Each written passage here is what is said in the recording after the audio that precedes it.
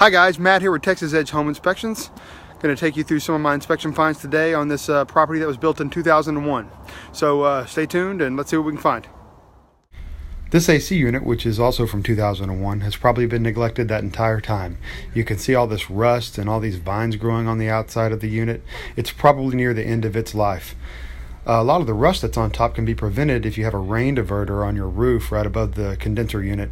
This is an example of one, but this property did not have one above this condenser. And this is the pan under the evaporator coil, which is obviously full of water, leading me to believe that we've got a clogged drain line somewhere.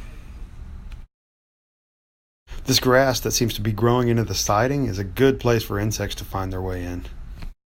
Trees growing over your roof can not only cause damage to your shingles, but also to your gutters. These shingles were new in this case, but as you can see here, this gutter has taken on a little bit of damage.